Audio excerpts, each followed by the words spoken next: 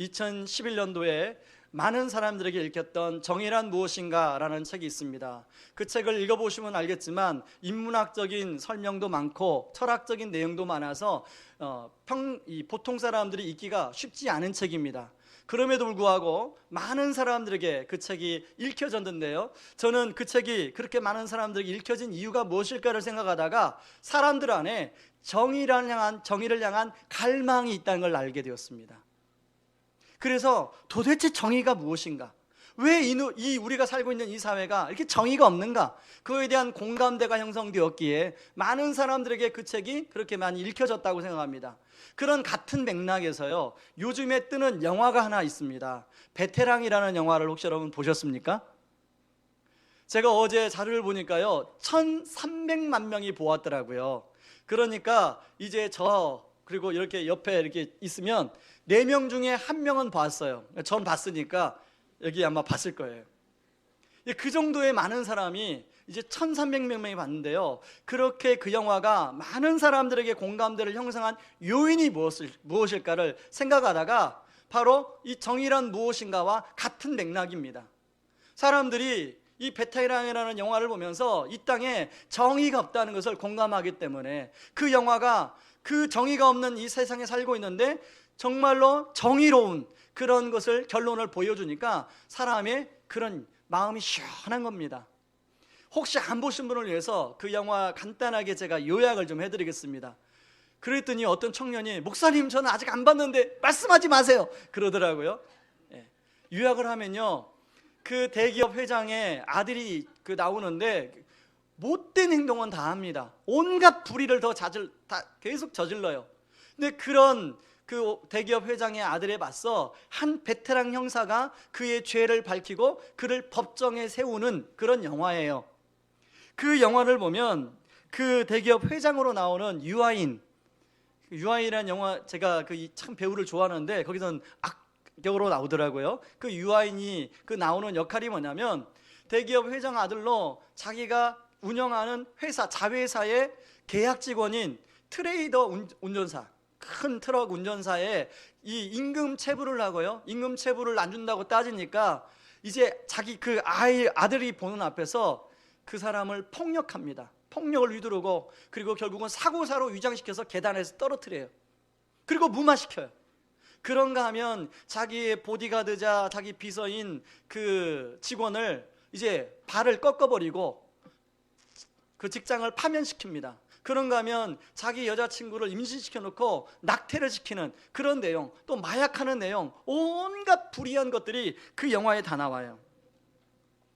그리고 마지막에 사람들은 그 영화를 보면서 이제 그 유아인이라는 그 악역이 법정에 세워진 걸 보고 사람들은 통쾌함을 느끼고 영화에 끝나고 이제 나옵니다.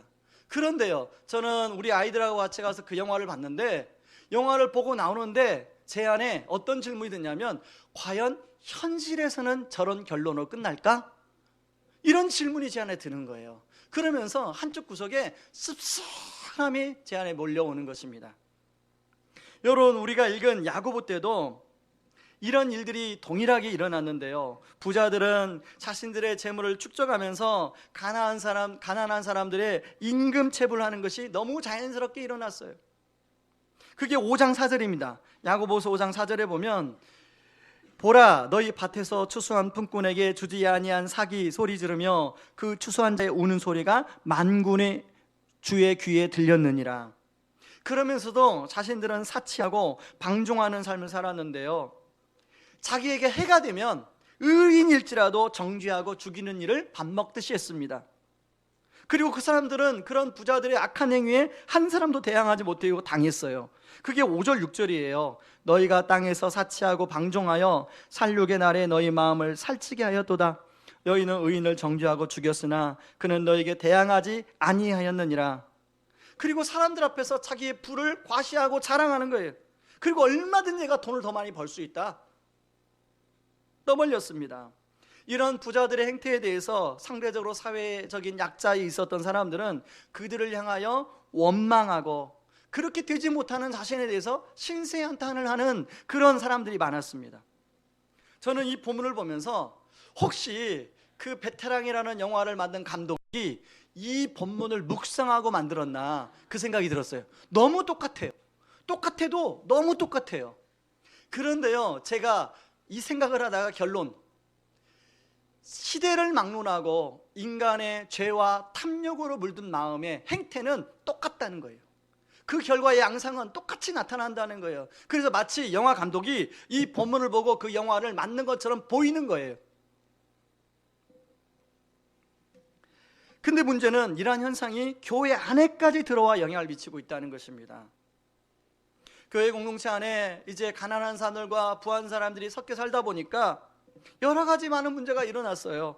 그래서 야고보서 1장 9절 10절에 뭐라고 야고보가 권면하냐면, 낮은 형제는, 중요한 말씀이니까 같이 한번 읽어볼까요? 낮은 형제는 자기의 높음을 자랑하고 부한 자는 자기의 낮아짐을 자랑할지니 이는 그가 풀의 꽃과 같이 지나감이러라. 우리 교회에 제가 아는 그래도 좀 부유한 층에 속하는 분들은 지금 이 말씀을 많이 실현하려고 애를 쓰십니다. 전 정말로 그것에 감사해요. 그런데도 야고보 성도, 야고보 교회 당시는 부자들이 잘 변하지 않았습니다. 그래서 가난한 성도들이 많이 실족했어요. 마음이 많이 상했어요. 그래서 야고보는 오늘 5장 9절에 그런 부자들의 행동에 대해서 그 가난한 교회 형제들에게 뭐라고 하냐면, 형제들아 그들을 원망하지 말라라고 이야기합니다. 사실 이런 양극화 현상은 지금 우리 사회의 큰 이슈입니다. 문제입니다.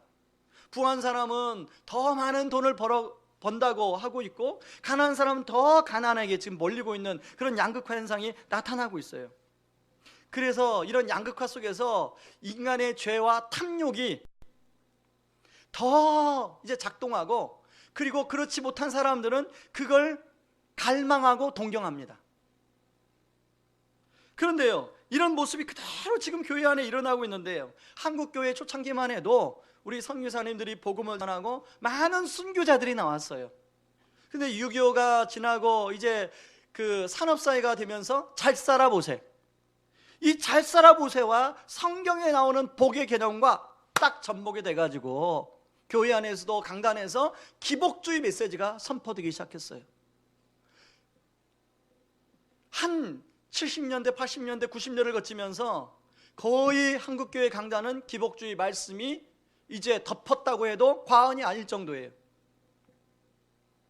그러다 보니까 지금 교회가 힘을 잃었습니다. 여러분, 예전에 초대교회사 자료를 보면요, 우리 한국교회 초대교회사 자료를 보면 기독교인이 그 지역의 0.01%인데 군수가 그 사람들 무서워서 거기에 불의를 못 저질러요. 그런 때가 있었습니다. 우리 한국교회 초대교회사에 보면. 근데 지금은 뭐 기독교인 하면 뭐 우리랑 똑같은데, 기독교인이 하면 더했지, 뭐 그렇게 말을 해요. 교회가 점점 힘을 잃어가고 있어요. 세상 사람들은 교회에 손가락질을 해요. 이런 면에서 저는 다행인 건요, 그래도 지금 한국교회 안에 어떤 바람이 불고 있냐면, 한국교회가 이래서는 안 된다, 우리가 다시금 복음으로 돌아가자, 이런 운동이 벌어지고 있습니다. 이런 차원에서 지난주 우리는 한 주간 가라 복음적 삶으로 라는 주제로 특세를 했습니다. 김병년 목사님, 정말로 그 삶으로 살아가는 목사님 오셔서 3일 동안의 말씀을 전하고, 그 다음에는 이제 제가 말씀을 선포했는데요, 여러분, 저는 김병년 목사님 말씀을 들으면서 제가 정말로 죄인지도 모르고 그동안에 했던 행동들에 대해서 성령님이 저를 지적하는 것을 많이 경험했습니다. 그리고 회개하는 시간을 많이 가졌어요.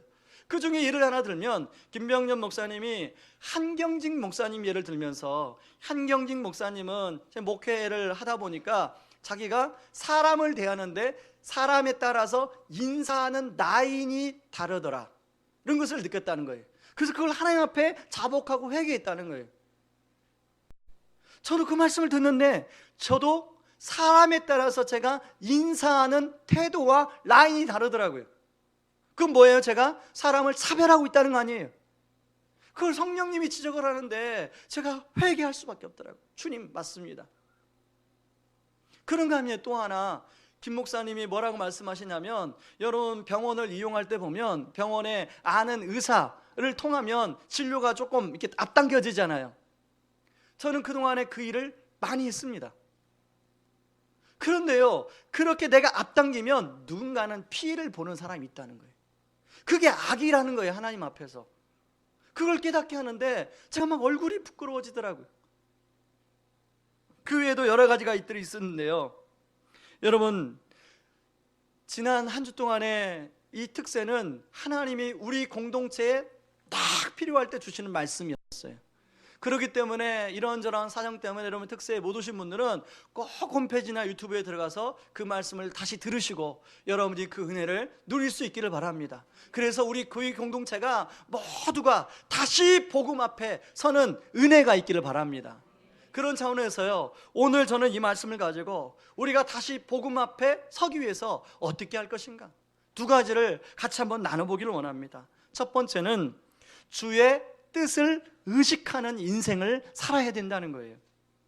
당신은 지중해 현안에 이제 팍스 로마나가 임했습니다. 이 팍스 로마나라는 것은 로마가 영향력이 있어서 모든 핵들을 소탕했어요. 사람들은 무역을 마음대로 했습니다. 그래서 어떤 사람들이 나왔냐면 가난한 사람인데 무역을 통해서 돈을 버는 신흥 부자들이 나왔어요. 그런 신흥 부자들이 교회 안에 들어왔습니다. 그래서 교회 사람들에게 내가 이렇게 해서 돈을 이만큼 벌었어, 내가 이렇게 해서 돈을 이만큼 벌었어 하는 이야기를 자연스럽게 하게 됐어요. 그런 얘기를 들었던 사람들이 그 얘기를 듣고 어떤 마음이 생겼겠습니까? 그래, 나도 저 사람처럼 저렇게 좀 돈 좀 벌어보자, 그런 마음이 생기지 않았겠습니까? 그래서 오늘 말씀해 보면 나도 어떤 도시에 가서 1년 동안 장사해서 돈을 많이 벌 것이다 라는 말, 그리고 계획들을 가지고 있는 사람들이 많아졌어요. 특히 젊은이들이 이런 꿈을 꾸고 가난한 사람일수록 자기 나름대로 계획을 세우게 되었습니다. 여러분, 우리나라도 이와 비슷한 현상들이 있었는데 한동안 부동산 투기 바람이 불었어요. 죄송합니다, 어떤 분한테는 투자라고 생각하고 하셨을 텐데 어떻든 간에 그냥 공식적인 이름을 제가 쓰겠습니다. 그냥 부동산 투기 바람이 불었어요. 그래서 아파트가 있어도 또 다른 아파트를 또 구입하고 또 구입하고 또 구입하고, 그런가 하면 주식 열풍이 불었어요. 10억 만들기 열풍이 불어서 이제 주식에 투자해서 회사에 출근하면 어떤 사람이 와! 막 소리 지르는 거예요. 그 뭔가를 하면 1,000만 원을 벌었다네, 하루아침에. 그런 소리를 들으면, 여러분, 옆 사람이 그런 소리를 들으면 어떤 마음이 듭니까? 나도 한번 해볼까? 그래서 퇴직금을 미리 당겨서 주식 투자를 하고.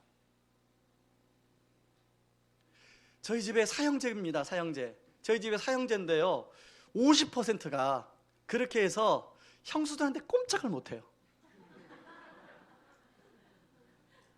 무슨 얘기인지 아시겠죠?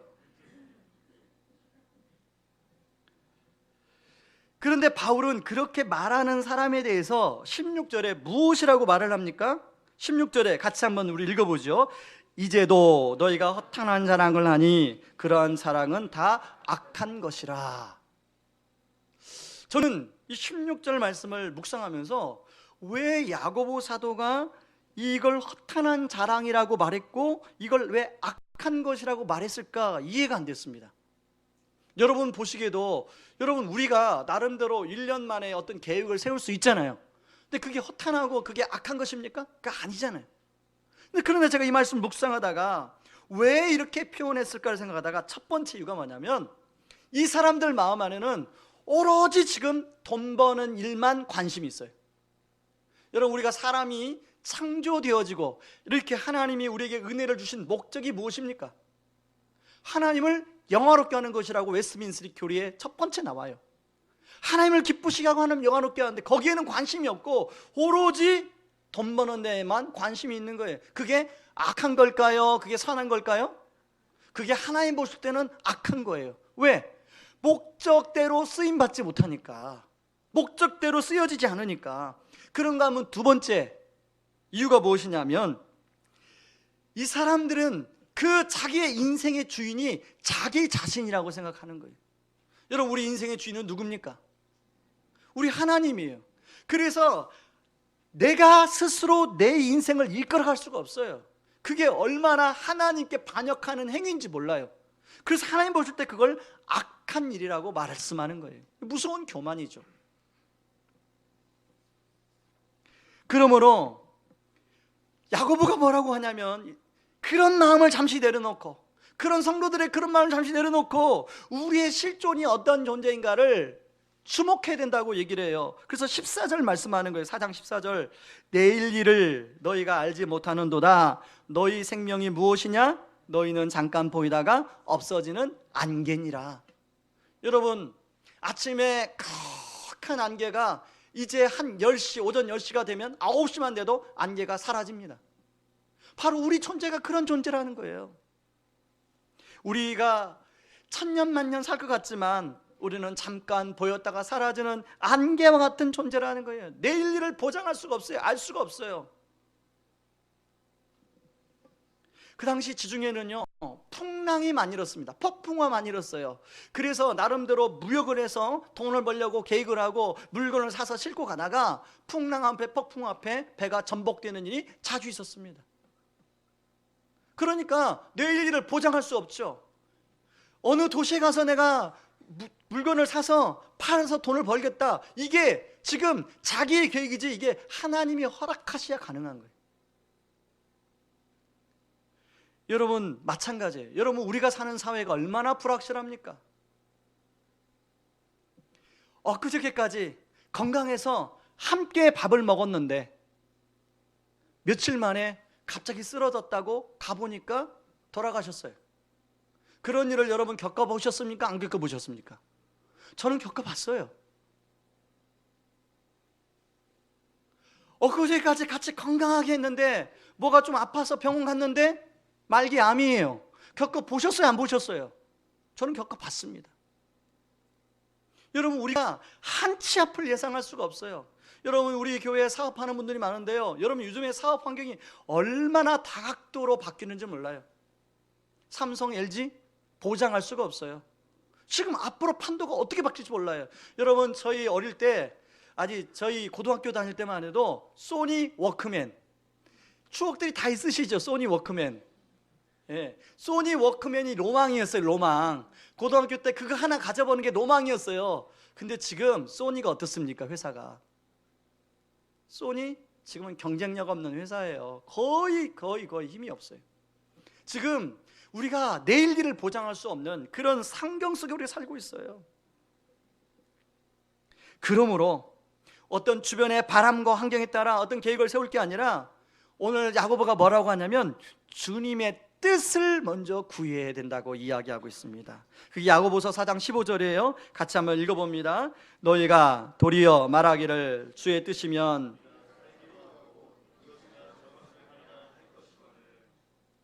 어떤 결정을 할 때 자신의 마음대로 그 환경을 따라가는 것이 아니라 하나님을 의식하면서 하나님의 뜻이 무엇인가를 묻고 또 물어야 되는 거예요. 여러분, 하나님의 뜻을 찾기 위해서는 기도만 해서는 안 돼요. 하나님 말씀에 눈과 귀를 집중해야 돼요. 하나님을 말씀을 통하여 가까이 할 때 하나님도 우리를 가까이 해주시는 거예요. 저는 한동안 제가 믿음이 참 미성숙할 때요, 그런 기도를 했습니다. 하나님, 제가 목회자로 하나님 부르셨습니까? 안 부르셨습니까? 제게 말씀만 해주세요. 그래야 제가 신학교를 가죠. 그래서 저는 꿈꾸는 중에, 환상 중에 나타나서, 하나님 나타나서, 아니면 천사가 나타나서 좀 말씀해 주기를 원했어요. 말씀해 줬을까요? 안 해줬을까요? 하도 뻑뻑하니까요, 어느 용어마다는 기도원 원장님한테 가서 안수기도를 받았어요. 근데 그 영어마다는 그 원장님의 안수기도가 맞았을까요? 틀렸을까요? 틀렸어요. 맞았으면 저 목회 못합니다. 그렇게 해서 하나님의 뜻이 주어지는 게 아니더라고요. 하나님의 뜻은 하나님의 말씀을 집중할 때 하나님의 말씀에서 나에게 말씀하시는 거예요. 어떤 분은요, 환청 가운데 하나님의 뜻이 또 주어진다고 생각하는 분들이 있어요. 그런데 하나님의 뜻은 그렇게 주어지지가 않아요. 하나님의 뜻은 하나님 말씀을 가까이 할 때 하나님께서 말씀 가운데 우리를 이끄시고 인도하신 줄 믿습니다. 그러므로 이제 특세 은혜 받으셨습니까? 그러면 우리가 말씀으로 돌아가야 돼요. 이제 큐티로 돌아가야 돼요. 다시금 우리가 큐티하는 그 책, 날마다 샜는 선물, 그 책을 사가지고 여러분이 다시 큐티 앞에, 말씀 앞에 돌아가야 돼요. 그리고 여러분 새벽기도 나오실 분들은 매일매일 날새로 이제 나오셔야 돼요. 그래서 하나님의 뜻을 찾고, 이렇게 불확실한 시대에 여러분 진짜 용기가 좋아요. 이렇게 불확실한 시대에 어떻게 말씀도 안 보고 기도도 안 하고 일주일을 살아가십니까? 그렇죠? 대단하세요. 여러분의 참 진짜 마음이 얼마나 참 대단한지 몰라요. 우리가 하나님의 말씀을 통해서 하나님의 뜻을 묻고 그렇게 살아가는 저와 여러분들이 되기를 주님의 이름으로 축원합니다. 두 번째는 어떻게 우리가 복음 앞에 다시 설 수 있는가? 그것은 심판을 의식하는 인생을 살 때 가능합니다. 여러분, 이 세상에 정의가 있다고 생각하십니까? 없다고 생각하십니까? 아마 사람에 따라서 다를 거예요. 어떤 분은 정의가 있다, 정의가 없다라고 말하실 텐데요. 저는 정의가 없다는 쪽에 손을 들고 싶습니다. 왜냐하면 죄 있는 인간들이 다스리는 세상에는 온전한 정의가 없어요. 인간 안에 있는 욕심과 탐욕으로 인해서 법이 있어도 그것이 법대로 집행되는 게 아니라 법이 탐욕의 법을 이용해요. 특히 돈 있고 힘 있는 사람들, 이런 권력을 가지고 자기 탐욕을 부추겨요. 이런 케이스가 우리가 잘 아는 조현아 씨 케이스 아닙니까? 근데 사실 조현아 씨 케이스는요, 빙산의 일각이에요. 안 밝혀지고 안 드러난 게 훨씬 많아요. 어떤 사람들에게 그런 설문조사를 했습니다. 과연 우리가 살고 있는 시대에 이제 사법제도가 있는데 재판이 공정하다고 생각하십니까? 설문조사를 했는데요, 거의 70% 이상이 공정하지 않다고 생각해요. 우리가 지금 그런 사회에 살고 있어요. 그런데 우리가 지금 민주적인 사회에 살고 있다고 하는데 재판을 하면 공정하지가 않아요. 그러니 당시의 사회적 약자가 이런 억울한 일을 경험하게 되면 어떤 마음이 들겠어요? 그런 억울한 마음을 가지고 사회를 향하여, 그 대상을 향하여 원망하지 않겠습니까? 그리고 그런 자신의 억울함을 이렇게 표현하지 않겠어요? 마음속에 대한 그 대상에 대한 증오심이 있지 않겠습니까? 여러분, 이번에 이제 잡힌 김일곤 씨 아시죠? 그 김일곤 씨가 이제 조사를 받으면서 던진 두 마디가 있어요. 무슨 말을 한지 아십니까? 자기는 잘못이 없대요. 그리고 자신은 피해자라는 거예요. 아마 여러분이 그 말을 그 신문 기사에서 보거나 TV에 봤을 때 저 사람 이상한 사람 아니야? 이렇게 생각했을 거예요. 그런데요, 그것은 어떤 각도에 따라서 맞을 수도 있는 말입니다. 우리가 볼 때는 그 사람이 범인이고 그 사람이 죄인이고 그 사람이 잘못한 게 많은데, 그 사람 입장에서 보면 자기가 피해자고 자기가 잘못한 게 없어요. 이 사람이 전과 22범입니다. 근데 전과 22범 정도의 죄를 짓기까지 이 사람 안에 억울한 게 얼마나 많겠습니까? 이 사람이 누군가로부터 피해를 입어서 그 보복성 전과를 한 게 얼마나 많겠어요. 그 사람의 메모지 안에 28명의 이름이 적혀졌는데 28명이 다 뭔가 사연이 있는 명단이에요. 그러니까 이 사람은 이 28명의 명단이 자기에게 다 피해를 준 사람이라고 생각하는 거예요. 저는 잘못이 없다, 내가 피해자다 하는 그 말이 김일곤 씨의 말처럼만 들리는 게 아니라 바로 지금 우리들이 하는 고백하고 똑같아요. 우리들은 다 김일곤 씨처럼 나는 잘못한 게 없어, 내가 피해자로 생각하지만 다른 각도에서 보면 내가 잘못했고 내가 죄인이에요. 인정하십니까? 그렇기 때문에 내가 그런 피해를 보면 내 안에 어떤 마음이 생기냐면 억울함이 있어요. 내 안에 원망이 있어요. 내 안에 증오가 생겨요. 그런데 오늘 야고보가 뭐라고 그래요?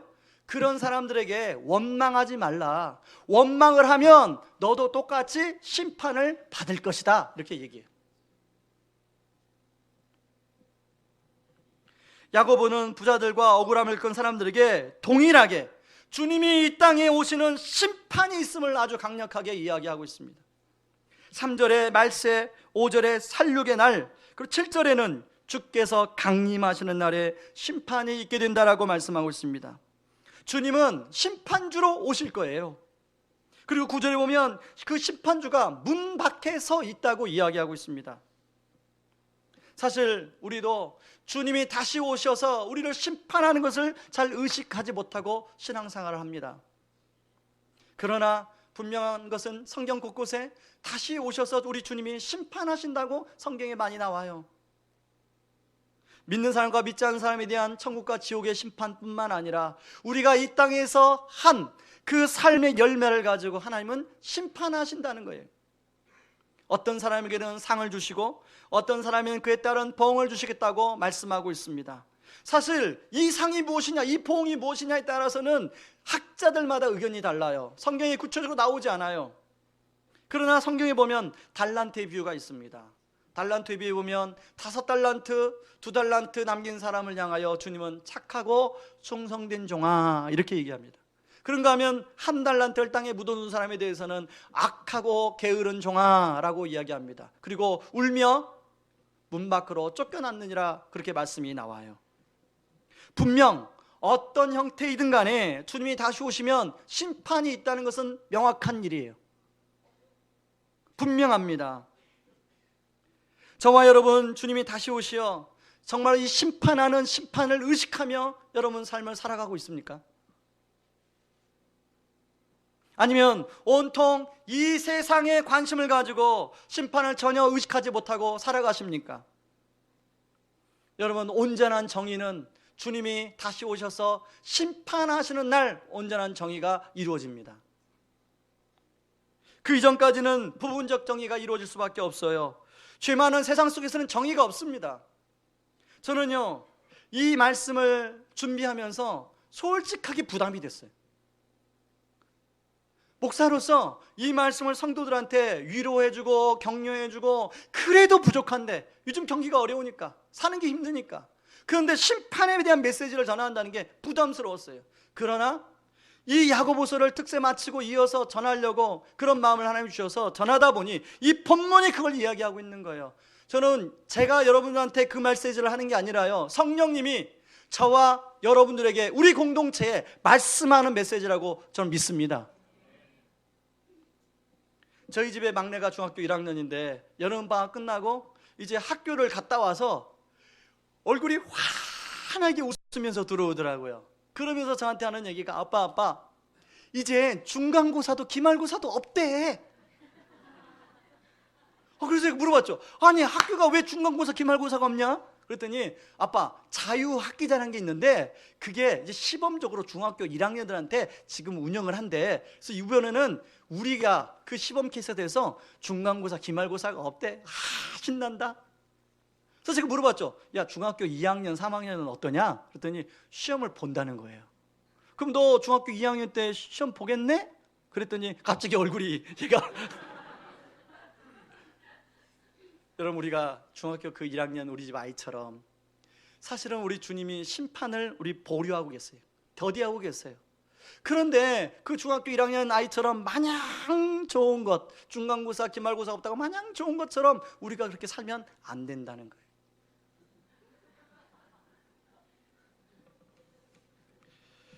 야고보는 심판을 언급하고 나서 사회적인 약자에 속한 사람들에게 뭘 권면하냐면 인내할 것을 부탁합니다. 7절 8절을 같이 한번 읽어보시죠. 그러므로 형제들아 주께서 강림하시기까지 길이 참으라. 보라 농부가 땅에서 나는 귀한 열매를 바라고 길이 참아 이른 비와 늦은 비를 기다리나니 너희도 길이 참고 마음을 굳건하게 하라. 주의 강림이 가까우니라. 그렇게 말하면서 두 가지 예를 듭니다. 주의 이름으로 말한 선지자들의 고난과 오래 참음을 본으로 삼아라. 또 하나는 욥의 인내를 본으로 삼아라. 사실 인내만큼 힘든 게 없죠. 오래 참는 것만큼 힘든 게 없습니다. 저는 하나님이 인내하고 오래 참으라고 하면은 저는 너무 힘들어요. 여러분들은 힘 안 드시죠? 그러면 인내와 오래 참기 위해서는요, 항상 소망이 있어야 오래 참을 수가 있어요. 그 소망 되시는 분은 오직 하나님밖에 없어요. 그래서 그 하나님이 어떤 분인가를 11절에서 보여주는데요, 주는 가장 자비하시고 긍휼이 많으신 분으로 소개하고 있어요. 여러분, 가장 자비하시고 긍휼이 많으신 하나님이 여러분들을 기다리고 참고 인내하라고 한다면 그 하나님이 가만히 있겠습니까? 그 소망의 날에 여러분들 가만히 있겠어요? 그 하나님이 뭘 준비하세요? 욥에게 긍휼을 베푸셨던 하나님이, 아름다운 결말을 주셨던 하나님이 그 하나님을 믿고 기다리는 우리에게도 아름다운 결말을 주지 않으실까요? 그게 바로 믿음이에요. 그래서 히브리서 11장 6절은 믿음이 없이는 하나님을 기쁘시게 할 수 없나니 하나님께 나아가는 자는 반드시 그가 계신 것과 그의 일을 찾는 자들에게 상 주시는 이심을 믿어야 할지니라. 그러므로 복음적 삶을 살기 위해서는 이 믿음이 회복이 되어야 돼요. 그렇지 않으면 복음적 삶을 이 땅에 사는 것은 손해입니다. 손해예요. 여러분 직장에 가보세요. 복음적 삶을 사는 건 손해예요. 군대에 가보세요. 복음적 삶을 사는 건 손해예요. 학교에 가보세요. 컨닝 앉는 건 손해예요. 컨닝 다 하니까. 그런데 누가 계세요? 가장 자비하시고 긍휼이 많으신 하나님이 우리를 기다리고 계세요. 지금 컨닝을 해서 점수 몇 점 올리는 것보다도 그 하나님이 주시는 긍휼과 그 하나님이 주시는 사랑이 더 무궁하고 더 귀하고 더 아름다운 가치가 있는 거예요. 믿으십니까?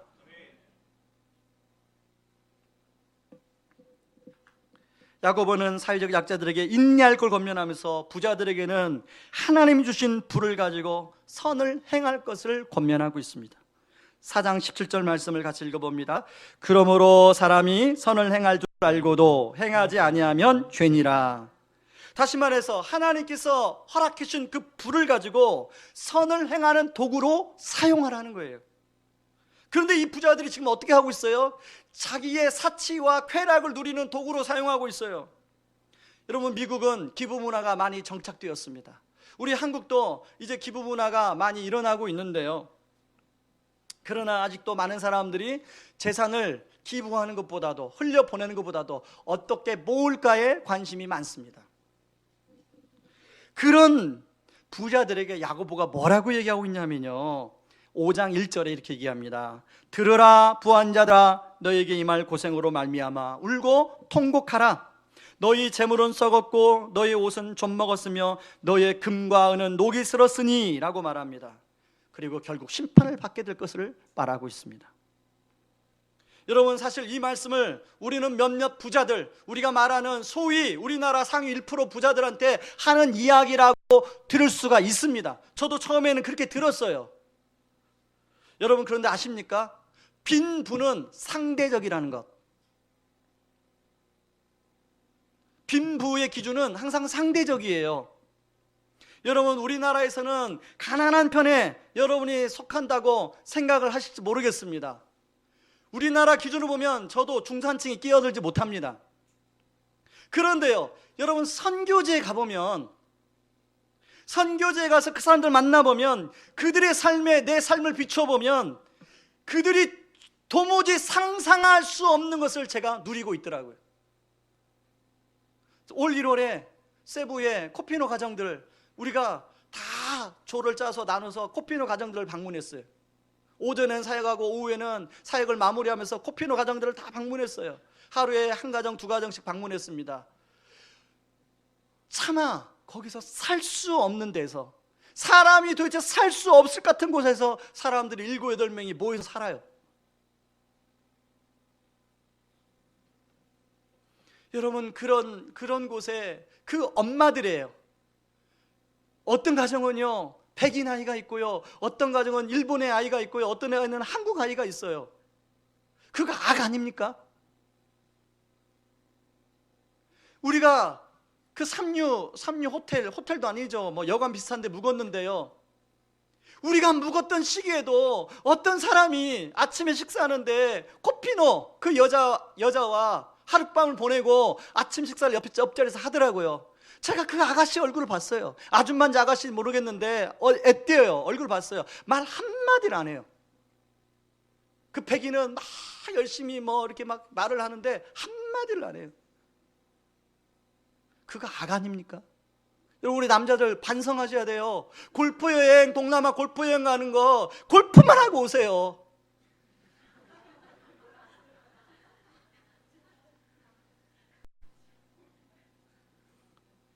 여러분, 이렇게 하면 남자들만 뭐라고 하죠? 여러분, 여자분들도 반성하셔야 돼요. 그런 남편을 그렇게 허용하는 것을 반성하셔야 돼요. 그런 남편이 밖으로 돌도록 맞는 걸 반성하셔야 돼요. 드라마에 어떤 사람에게 마음을 주고 남편에게 마음을 안 주는 것을 반성하셔야 돼요. 별로 동의하시는 분이 없네요. 여러분, 카이스트에 배상민 교수님이 계십니다. 이분이 크리스찬인데요. 우리 교회 성도님이 저한테 추천을 해서 제가 배상민 교수님 유튜브에 있는 강의를 들었어요. 이분은 디자인 분야에서 세계적인 명성을 가지고 있는 분인데요. 어느 정도의 이분이 명성이 있냐면 이분이 세계적인 디자인상에서 그 상을 많이 받았어요. 그 중에 예를 하나 들면 아이팟 아시죠? 애플이 나온 아이팟. 그게 디자인적으로 엄청 뛰어난 제품 아닙니까? 근데 이분이 출품할 때 아이팟보다 높은 점수를 받았어요. 그러면 아시겠죠? 이분이 얼마나 유명하신 분인가. 근데 이분이 지금은 그런 제품을 디자인하지 않아요. 그러면 어떤 제품을 디자인하냐면 지금은 제3세계의 이 사람들에게 필요한 물건을 디자인해요. 근데 이분의 그런 계기가 있었어요. 자기가 어느 날 말씀을 보다가 은혜를 받고 깨닫는데 하나님이 어떤 마음을 주냐면 제3세계를 다녀보니까 자기가 이제까지 세계의 사람들 중에 1%를 위해서 디자인을 했다는 거예요. 자기가 디자인한 물건을 세계 사람들이 얼마나 사용하다 보니까 1%의 경제적인 능력이 되는 사람들만 사용할 수 있는 물건을 디자인했다는 거예요. 하나님이 자기에게 이런 탤런트를 주셨는데 이것은 아니다라고 생각을 하고 그때부터 이분이 생각을 고쳐먹어요. 그래서 나눔과 기술이라는 회사를 만들고 거기서 디자인을 해서 3세계 사람들한테 필요한 물건들을 디자인해서 그걸 상품화해서 팔아요. 이분이 어느 대학에 가서 이제 강의하는 장면인데 마지막 장면에 어떤 장면이 나오냐면 하나 이 사진을 보여주면서 여러분들이 세계 60억 인구로 비하면 여러분들은 몇 퍼센트에 속한 사람인지를 아십니까? 그러면서요, 대학 교육을 받는, 세계 인구 중에 대학 교육을 받는 사람들이 1%만 대학 교육을 받는데, 그리고 그 중에서도 한국에서 대학 교육을 받았으면 그 중에 10%에 속한대요. 그러면 한국에서 대학 교육을 받으면 세계의 퍼센트를 따지면 0.1%에 속하는 거예요. 그러고 이제 저를 그분의 강의를 따라서 저를 접목해 보니까 저는 0.0001% 정도 되겠더라고요. 제가 누리고 있는 삶은 0.001% 정도 되겠더라고요. 여러분도 한번 접목해 보세요. 여러분은 세계 전 인구에 비해서 과연 몇 퍼센트에 속하는 사람인가? 여러분도 그러지 않을까요? 고개를 흔드시는 분이 계시는데, 제가 그렇게 생각하면요, 제가 사랑하는 아내가 있고 사랑하는 애들이 행복하더라고요. 야, 세계에 0.1%에 이미 속했고, 제가 이제 뭐 신학을 한다고 대학원까지 했으니까 0.01%에 속했는데 0.01% 중에서도 나처럼 행복한 사람이 과연 몇 퍼센트 될까 생각하니까 당연히 또 0이 하나 들어가더라고요. 비록 둘째가 자꾸 사고를 치지만 행복한 거예요. 여러분은 과연 몇 퍼센트 속하세요? 여러분, 우리는 부자입니까? 가난한 자입니까? 그런 측면에서 우리는 부자예요. 그러므로 오늘 이 본문의 말씀이 바로 저와 여러분들을 향한 하나님의 말씀이라는 것을 우리가 깨달을 필요가 있다는 거죠. 저는 어제 새벽에 우리 초등부와 중고등부 학생들이 나와서 다시 복음 앞에라는 찬양을 부르는데, 예전에도 들었던 찬양이지만 가슴이 뭉클해졌어요. 이 찬양의 가사에 보면 이렇습니다. 많은 이들 말하고 많은 이들 노래는 하지만 정작 가지 않는 길, 두려운 생각보다 많이 힘들고 험한 길보다 그저 말로만 가려기에 점점 멀어져만 가네. 내게 생명 주었던 그 길, 점점 이용하려 하네. 내게 사랑 주었던 그 길, 다시 복음 앞에 내 영혼 선에 주님 만난 그때 나 다시 돌아가 주님께 예배 드리며 다시 십자가의 길 걸으리. 그런데 이 찬양을 듣는데요, 어떤 부분에서 성령 앞에 찔림 받냐면, 점점 멀어져만 가네. 내게 생명 주었던 그 길, 점점 이용하려 하네. 내게 사랑 주었던 그 길. 이 가사 앞에 제 마음이 찔리더라고요. 여러분 어떠십니까? 하나님이 우리에게 목숨을 주었는데, 생명을 주었는데, 그리고 그 기타 많은 것들을 주었는데, 우리는 하나님 앞에 또 나와서 하나님 이것도 더 주세요, 이것도 더 주세요, 이것도 더 주세요 그러고 있지 않나. 여러분, 기복주의가 다른 게 기복주가 아니라 바로 그런 우리의 모습이 기복주의 아닙니까? 우리가 다시 복음 앞으로 돌아가야 돼요. 그래서 오늘 이 부한절에게 하나님 주시는 메시지를 들어야 돼요. 그래서 하나님이 이미 우리에게 주신 축복을 흘려보내야 돼요.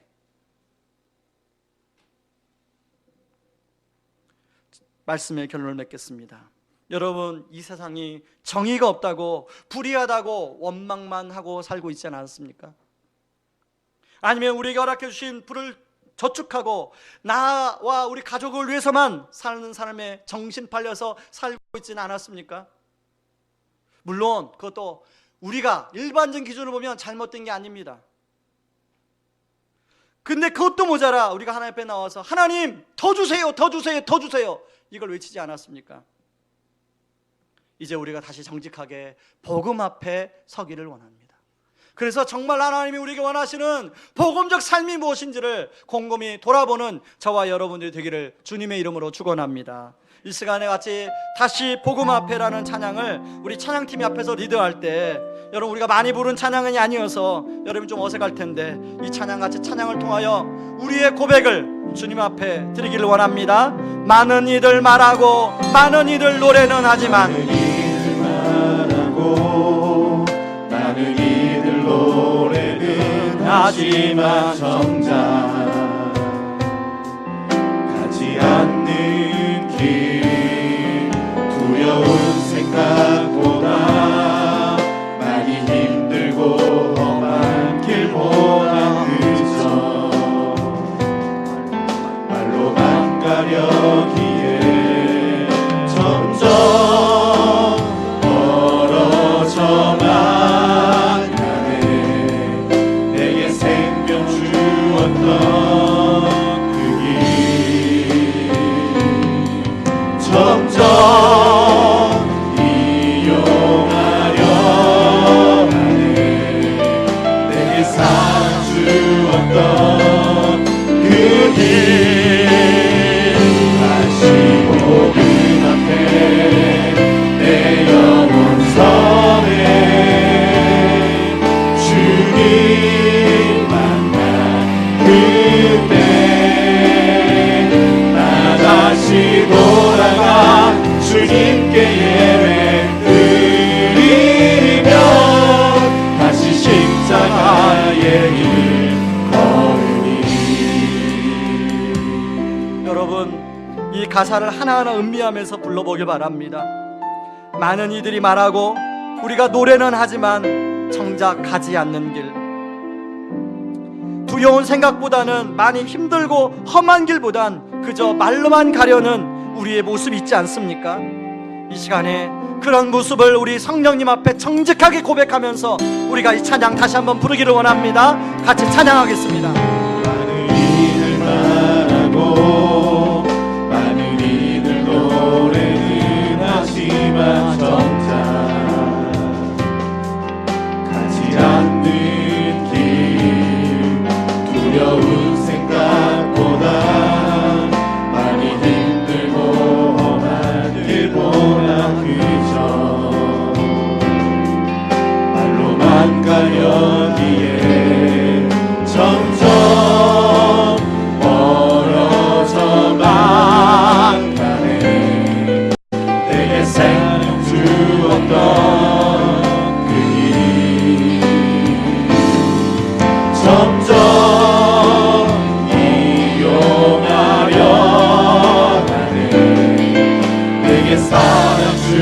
주셨던 그길 다시 복음 앞에 내 영혼 선해 주님 만난 그때 나 다시 돌아가 주님께 예배 드리며 다시 십자가의 길 걸으리 다시 복음 앞에 다시 복음 앞에 내 영혼 선해 주님 만나 그때 나 다시 돌아가 주님께 예배 드리며 다시 십자가의 길 걸으리. 여러분, 이 후렴의 고백이 저와 여러분의 고백이 되기를 원합니다. 다시 복음 앞에 내 영혼 선해 주님 만난 그때, 여러분 주님 만난 그때가 있지 않습니까? 나 다시 돌아가 주님께 예배 드리며 다시 십자가의 길을 걸으리. 이 고백이 우리 한국교회 안에, 의왕우리 교회 안에, 우리 안에, 내 안에 회복되어야 될 줄 믿습니다. 이 시간에 이 고백을 가지고 우리 말씀 붙들고 기도하며 나가겠습니다. 같이 한번 기도하겠습니다. 아버지 하나님 고맙고 감사합니다. 아버지 하나님, 제가 아버지 하나님 자자의 아버지 하나님 용화를 하나님 아버지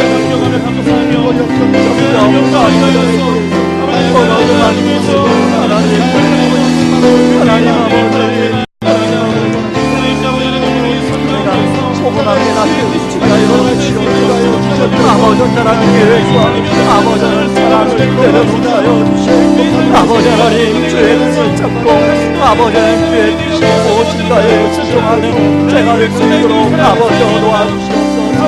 아버지 주님의 다루심과 아버지 하나님 받은 것이 가게 도와주시옵소서. 아버지 세상을 불화하는 삶을 전전하고 아버지 하나님 나에게 허락하신 하나님의 축복을 돌려보내는 삶을 살게 하여 주시옵소서. 아버지 하나님 정말 완전히 그렇게 살길 원합니다. 오 하나님 아버지 하나님 살길 원합니다. 아버지 왕기 교회가 그런 교회가 되게 하여 주시옵소서. 왕으로 교회 성도님들이 그런 성도님들이 되게 하여 주시옵소서. 그래서 아버지 하나님 검정 살고 하나님께 드리는 아버지 하나님 그런 교회가 되길 원합니다. 아버지 하나님을 성도님으로 붙잡아 주시옵소서. 아버지 하나님 잡아 주옵소서. 다시 복음 앞에 내 영혼 선해 주님 만난 그때 나 다시 돌아가 주님께 예배 드리며 다시 십자가의 길 걸으리. 십자가 십자가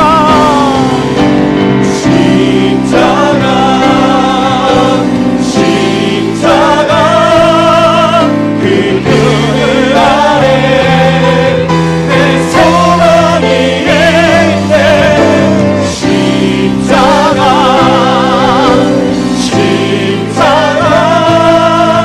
그 그늘 아래 내 생명이 있네. 한 번 더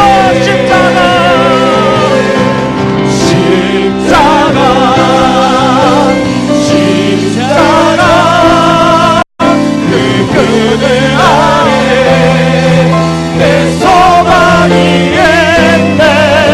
십자가